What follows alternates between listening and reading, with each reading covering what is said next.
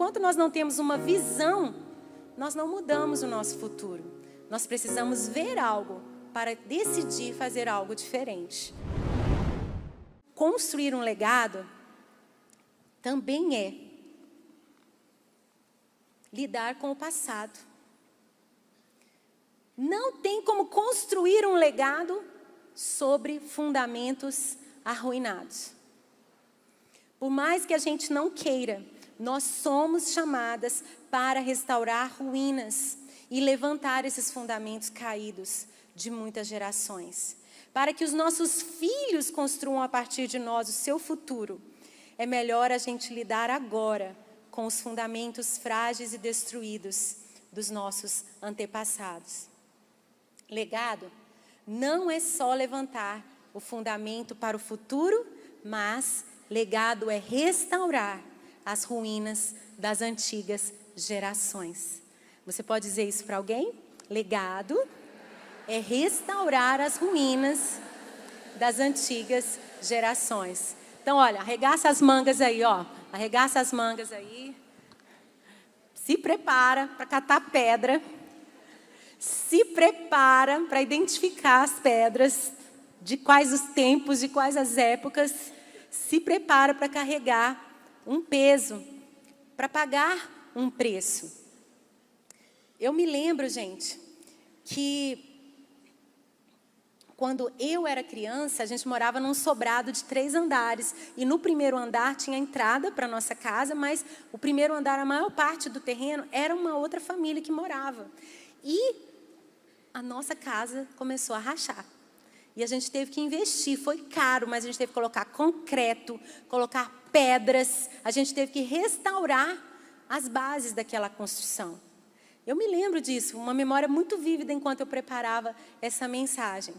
Vale a pena você pagar o preço, porque aquele sobrado, aquela casa, está lá até hoje. Aquela casa está lá até hoje.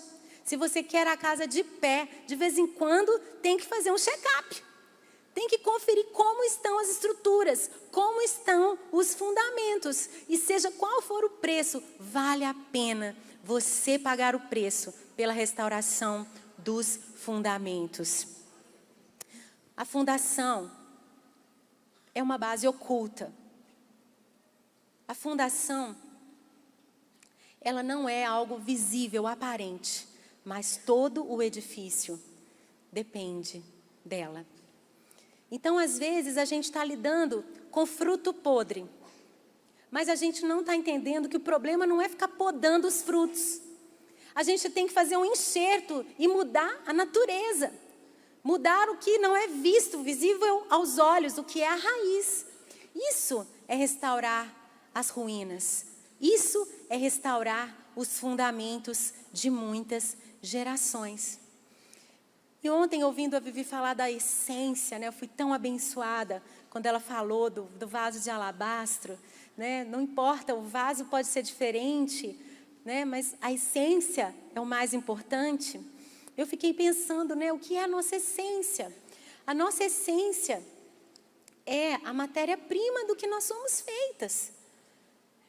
É o fundamento, é o invisível. A partir do nosso fundamento, nós construímos a nossa vida.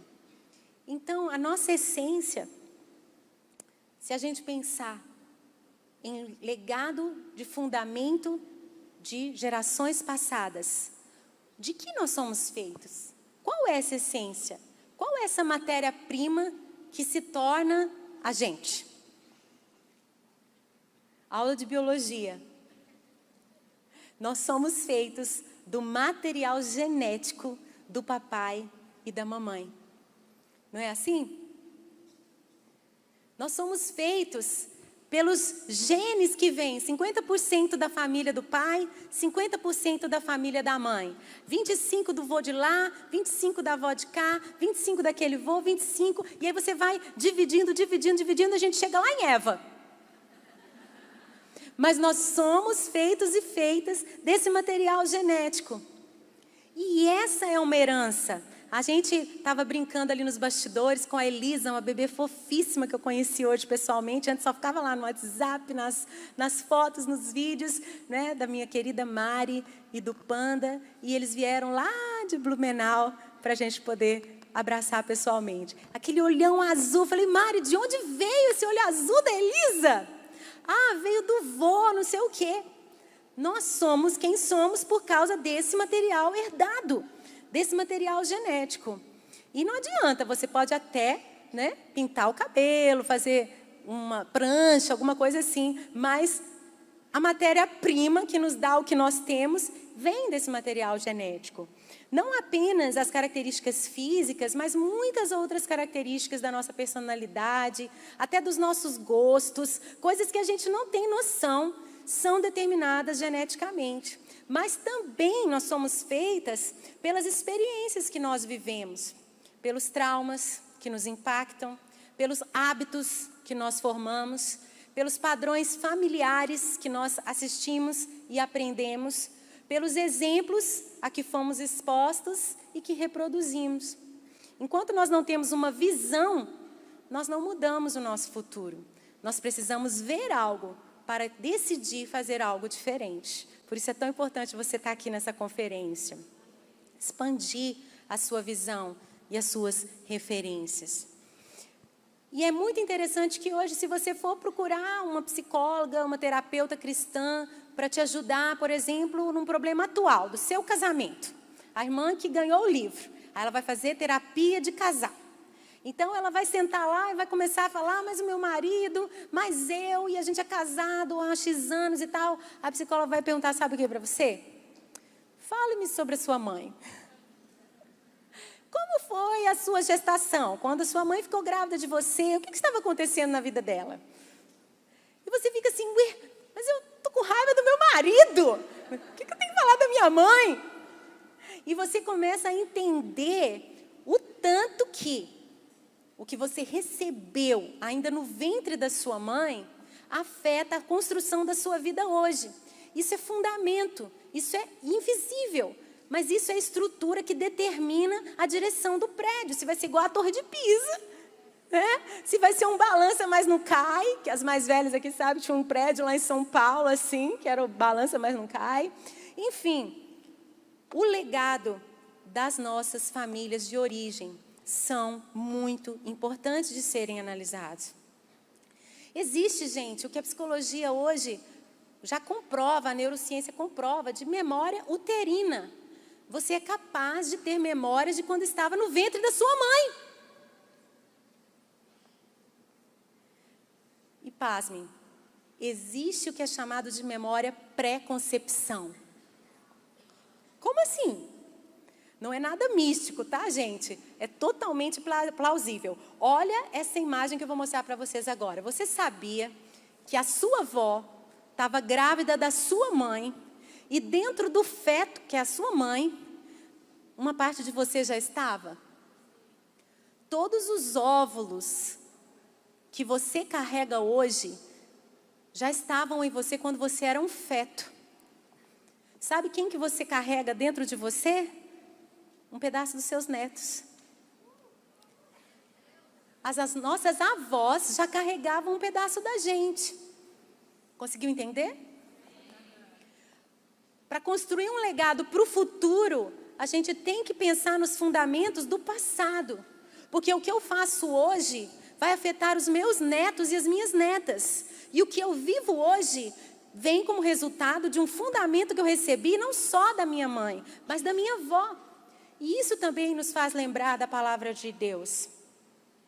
É muito interessante o que a palavra de Deus diz em Êxodo 20, no verso 5 a 7. Vamos ler? Não te prostrarás diante deles, nem lhes prestarás culto. Está falando de idolatria.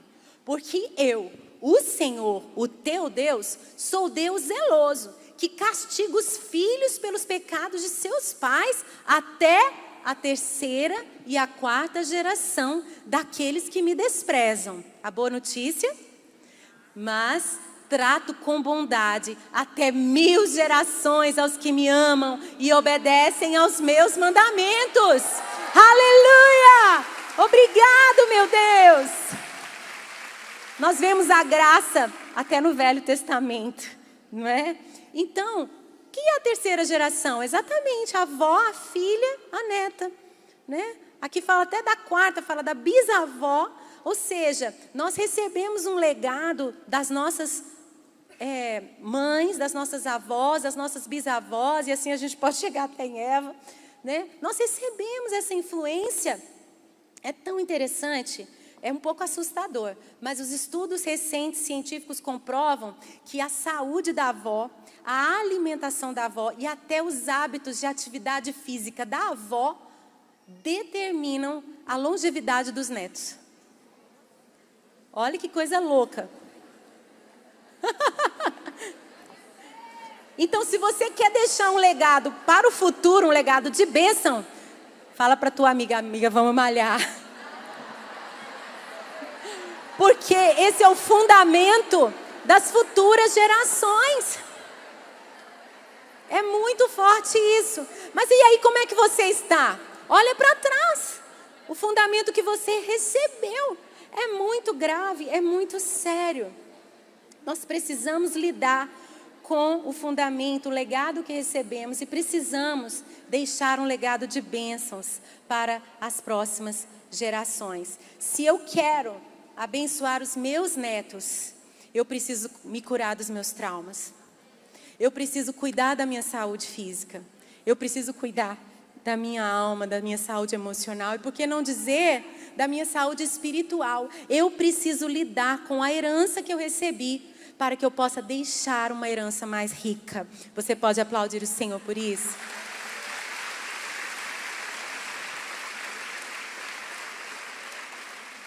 Estudos feitos com mulheres que sofreram em guerras, violência doméstica ou violência na comunidade, insegurança causada por fome e outras formas de privação, entre outros problemas que traumatizam uma mulher, podem ser passados pelo DNA traumatizado das avós para os netos, afetando o comportamento das futuras gerações. Um estudo feito com 386 mulheres, uma faculdade, uma universidade europeia, foi ao Rio de Janeiro, colheu a saliva de umas mulheres numa favela no Rio de Janeiro. E ele mostrou as alterações genéticas das avós que passaram um DNA modificado para as filhas. Esses traumas das avós causaram alterações que foram previsíveis no comportamento dos netos como crianças, ou mais amedrontadas, ou mais agressivas, como uma resposta de adaptação comportamental influenciada geneticamente. Eles acreditam que no futuro, esses estudos do DNA, esses padrões de alteração no DNA, vão ser usados como biomarcas, né, para a saúde psicológica e mental neonatal. Então, os problemas psiquiátricos vão começar a ser identificados e tratados com muito mais facilidade e antecedência. Tamanho o efeito, o impacto dessa modificação genética causada por traumas. Existe até uma discussão teológica, né, sobre como que o pecado passa. Como que o pecado original chegou até a gente? Né? Tem teólogos que discutem, será que passa pelo DNA? Era o momento da concepção? Mas a gente está começando a ver realmente como que essas alterações genéticas causadas por traumas, porque o trauma, ele afeta o DNA de quem é violado, de quem é maltratado, de quem é negligenciado, mas ele também altera o DNA do perpetrador. Então, a gente começa a ver cientificamente como que realmente, de geração em geração, essas distorções vão acontecendo.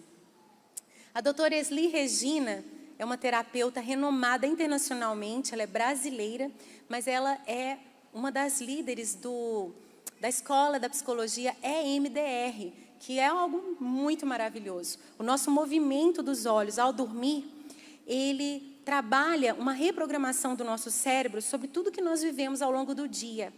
E muitas vezes, momentos traumáticos fazem com que a gente fique como que com uma janela aberta no cérebro.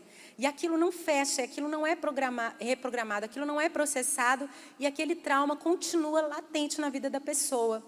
E ela continua sofrendo, presa naquele lugar, naquele passado. E vítimas de guerras, comunidades inteiras têm sido curadas pelo tratamento do movimento bilateral do cérebro. É algo maravilhoso. São resultados incríveis de pessoas, por exemplo, que tratam um trauma e têm um resultado totalmente diferente até nos seus desejos sexuais no presente. Às vezes a pessoa nem foi para tratar o desejo sexual, mas quando ela tratou o trauma, ela mudou o seu apetite. É muito lindo. Quantas vezes a cura de um trauma pode mudar o comportamento? Eu sugiro que vocês ouçam o podcast da doutora Esli no Spotify, que se chama Sem Sanidade Não Há Santidade. Vamos dizer isso para a amiga do lado? Sem sanidade não há santidade. Fala para outra. Sem não há